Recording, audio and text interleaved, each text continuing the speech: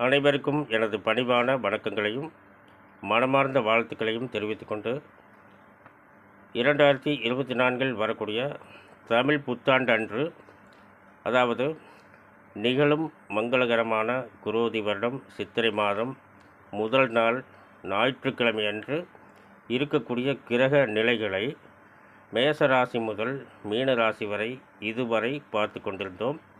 இன்றைய தினம் இப்பொழுது தனுசு ராசியில் பிறந்தவர்களுக்கு, அதாவது தனுசு ராசியில் மூல நட்சத்திரம் 1, 2, 3, 4 பாதங்களும், பூராடம் 1, 2, 3, 4 பாதங்களும் மற்றும் உத்திராடம் முதல் பாதம் அடங்கிய தனுசு ராசியில் பிறந்தவர்களுக்கு வருகின்ற தமிழ் புத்தாண்டு பலன்களை இப்போது பார்க்கலாம். தனுசு ராசியில் பிறந்தவர்களுக்கு பார்த்திங்கன்னா, எந்த மாதிரி ஒரு கிரக நிலைகள் எத்தனையோ யோகத்தை கொடுக்கக்கூடிய இடத்துல சஞ்சாரம் பண்ணுறாங்க. இந்த மாதிரி இவர்கள் ராசி அதிபதி பார்த்திங்கன்னா, தனுசு ராசியின் அதிபதி குரு பகவான் 4ஆம் இடத்துக்கும் இவரே அதிபதி ஆவார். இந்த ஜென்ம ராசிக்கும் 4ஆம் இடத்துக்கும் அதிபதியாகிய இந்த குரு பகவான், ஜென்ம ராசி என்றால் அவர்களுடைய ராசி, 4ஆம் இடம் என்றால் அவர்களுடைய சுகஸ்தானம் சொல்லலாம். இந்த சொத்து சுகங்கள் அமையக்கூடிய இடம்னு சொல்லலாம், வண்டி வாகனங்கள் அமையக்கூடிய இடம்னு சொல்லலாம். இந்த மாதிரிலாம் ஒரு நல்ல அமைப்பான இடத்துக்கு அதிபதியாகிய குரு பகவான் சூரிய பகவானுடன் இணைந்திருக்கிறார். எப்படி? 9ஆம் இடத்துக்கு அதிபதி. மிகப்பெரிய யோகத்தை இந்த தனுசு ராசியில் பிறந்தவர்களுக்கு தர வேண்டும் என்றால் இந்த சூரிய பகவான் மட்டுமே இந்த தனுசு ராசியில் பிறந்தவர்களுக்கு மிகப்பெரிய அதிர்ஷ்டத்தையும் யோகத்தையும் தருவார். இந்த சூரிய பகவான் எப்பொழுதுமே பார்த்திங்கன்னா, எந்த ஒரு தமிழ் புத்தாண்டாக இருந்தாலும் இந்த சூரிய பகவான் இந்த மேசராசியில் தான் சஞ்சாரம் செய்வார். இந்த வருடம் மிகப்பெரிய ஒரு அதிசயம் நடக்கப் போகிறது இந்த தனுசு ராசியில் பிறந்தவர்களுக்கு. எப்படின்னா, இந்த 12 வருடத்துக்கு ஒரு முறை தான் இந்த குரு பகவானும் சூரிய பகவானும் இணைந்து தமிழ் புத்தாண்டில் சஞ்சாரம் செய்ய முடியும். அந்த ஒரு அதிசயம் இப்பொழுது வரக்கூடிய தமிழ் புத்தாண்டில் நடக்கப் போகிறது. எப்படின்னா, இந்த 5ஆம் இடம் என்பது ஒருவருடைய பூர்வ புண்ணிய ஸ்தானம், புத்திரஸ்தானம், பூர்வ புண்ணிய ஸ்தானம், குலதெய்வ ஸ்தானம், அறிவு ஸ்தானம், பெரியவர்களுடைய ஆசீர்வாதத்தை பெறக்கூடிய ஸ்தானம். இந்த மாதிரி இந்த 5ஆம் இடத்தில் குரு பகவானும் சூரிய பகவானும் இணைந்து சஞ்சாரம் செய்வது இந்த தனுசு ராசியில் பிறந்தவர்களுக்கு எத்தனையோ காடு தோட்டங்கள் வாங்கக்கூடிய அமைப்பு. அதாவது காடு தோட்டம் என்றால் அந்த வெறும் காடு தோட்டம் அல்ல, அந்த காடு தோட்டத்தில் எத்தனையோ தென்னை மரங்கள், கிணறுகள், ஆடு மாடு, குறைவில்லாத செல்வங்கள், இந்த மாதிரிலாம் ஒரு அமையக்கூடிய இடத்துல இந்த குரு பகவானும் சூரிய பகவானும் இருக்கிறாங்க. அது மட்டும் இல்லாமல் இதுவரை தனுசு ராசியில் பிறந்தவர்களுக்கு திருமணம் ஆகி எத்தனையோ வருடங்கள் புத்திர பாக்கியம் இல்லை என்றால் இந்த தமிழ் புத்தாண்டில் நல்ல ஒரு மழலை செல்வங்கள் இவர்களுடைய இல்லம் தேடி வரப்போகிறது. அது மட்டும் இல்லாமல் திருமண வயதில் தனுசு ராசியில் பிறந்தவர்கள் திருமண வயதில் ஆண் பெண் யாராக இருந்தாலும் திருமணங்கள் இதுவரை தாமதம் ஏற்பட்டு கொண்டிருந்தால் உங்கள் இல்லம் தேடி இந்த தமிழ் புத்தாண்டில் நல்ல வரன்கள் வரப்போகிறது. அது மட்டும் இல்லாமல் நல்ல மன வாழ்க்கை அமையப்போகிறது. இதை அடுத்து பார்த்திங்கன்னா, 2ஆம் இடம் 3ஆம் இடம் இரண்டையும் சேர்த்தே பார்க்கலாம். எப்படின்னா, 2ஆம் இடம் செல்வாக்கு ஸ்தானம். மிகப்பெரிய செல்வாக்கை தர வேண்டுமென்றால் இந்த தனுசு ராசியில் பிறந்தவர்களுக்கு சனி பகவானால் மட்டுமே முடியும். இதை அடுத்து பார்த்திங்கன்னா, 2ஆம் இடத்துக்கும் 3ஆம் இடத்துக்கும் அதிபதியாகிய ஆயுள்காரகன், தொழில்காரகன் என்று சொல்லக்கூடிய சனி பகவான் ஆட்சி பெற்றிருக்கார். அதாவது இந்த 5ஆம் இடத்துக்கும் 12ஆம் இடத்துக்கும் அதிபதியாகிய செவ்வாய் பகவானும் சனி பகவானும் இணைந்து சஞ்சாரம் செய்கிறார்கள். இவர்கள் 9ஆம் இடத்தை பார்க்குறாங்க. இந்த மாதிரி இந்த தனுசு ராசியில் பிறந்தவங்களுக்கு பார்த்திங்கன்னா, சனி திசையோ இந்த செவ்வாய் திசையோ நடந்தால் இவர்கள் எடுக்கும் முயற்சியில் அனைத்தும் வெற்றியை மட்டுமே பார்க்க முடியும்.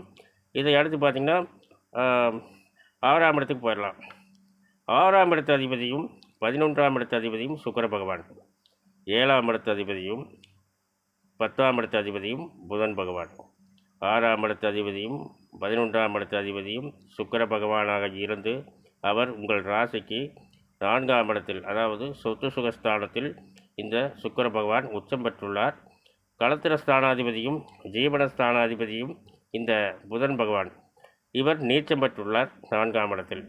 அதாவது எந்த ஒரு கிரகமானாலும் ஒரு ராசியில் இருந்துவிட்டால் உடனே அதை நீச்சம் என்று எடுத்துக்க முடியாது. என்னன்னா இந்த அந்த நீச்சத்தன்மை அடைவதற்கு எத்தனையோ விதிமுறைகள் இருக்கிறது. குறிப்பிட்ட பாகையிலும் மற்றும் குறிப்பிட்ட டிகிரியில் மட்டுமே எந்த ஒரு கிரகமானாலும் நீச்சத்தன்மையை அடைய முடியும். அதனால் அதாவது சரி நீச்சம்னா நீங்கள் எடுத்துக்கிட்டாலும் இப்படி எடுத்துக்கோங்க. அதாவது என்ன சொல்லுவோம் எப்பவுமே, நீச்சம் நின்ற ராசிநாதன் ஆட்சி உச்சம் பெற்றால் நீச்சபங்க ராஜயோகம் அப்படின்னு சொல்லுவோம். இதையும் நம்ம சொல்லாமல் எப்படின்னா, அதாவது நீச்சனும் உச்சனும் சேர்ந்தாலும் நீச்சபங்க ராஜயோகம் தானே, அப்படி கூட எடுத்துக்கலாமே. இந்த தனுசு ராசியில் பிறந்தவர்களுக்கு இந்த தமிழ் புத்தாண்டில் அதாவது ராகு திசையோ சுக்கிர திசையோ புதன் திசையோ இப்பொழுது நடந்தால் எத்தனையோ இடம் வாங்குவார்கள், எத்தனையோ அதில் வீடு கட்டுவார்கள், கிரகப்பிரவேசம் பண்ணுவார்கள், எத்தனையோ வண்டி வாகனங்கள் வாங்குவார்கள். இந்த மாதிரிலாம் ஒரு மிகப்பெரிய சிறப்பான அம்சங்கள் நடக்க போகிறது. அடுத்தது பார்த்திங்கன்னா 8ஆம் இடத்து அதிபதி பார்க்கலாம். அதாவது 8ஆம் இடம் என்பது தனுசு ராசியில் பிறந்தவர்களுக்கு ஆயுள் ஸ்தானமாகும். அதுவே அஷ்டலட்சுமி ஸ்தானம் என்று கூட சொல்லலாம். இந்த 8ஆம் இடத்து அதிபதி 7ஆம் இடத்தில் இருந்து உங்கள் ராசியை பார்க்கிறார் இந்த சந்திர பகவான். இந்த சந்திர பகவான் உங்கள் ராசியை பார்ப்பது, அதாவது படிச்சுட்டு வேலையில் இருக்கிறவங்க இந்த வெளிநாட்டில் உத்தியோகம் செய்ய வேண்டும் என்று நினைத்து கொண்டிருக்கும் தனுசு ராசியில் பிறந்தவர்கள் இந்த இப்பொழுது சந்திர திசை நடந்தால் இவர்கள் நினைத்தபடி நல்ல ஒரு தொழில் ஸ்தானம் நிச்சயமாக அமைய போகிறது. அடுத்தது பார்த்திங்கன்னா இந்த 9ஆம் இடத்து அதிபதி பார்த்துட்டோம், 10ஆம் இடத்து அதிபதி பார்த்துட்டோம், கிட்டத்தட்ட எல்லாமே பார்த்துட்டோம். இந்த ஜீவனஸ்தானத்தில் கேது பகவான், 4ஆம் இடத்தில் ராகு பகவானும் சுக்கிர பகவானும் புதன் பகவானும் ஒரு இணைந்து மற்றும் இந்த சுக்கிர பகவானும் புதன் பகவானும் நீச்சபங்க ராஜயோகத்தை பெற்று உங்களுடைய தொழில் ஸ்தானத்தை பார்க்குறாங்க. 10ஆம் இடத்தில் கேது பகவான் இருந்து 4ஆம் இடத்தை பார்க்குறாரு.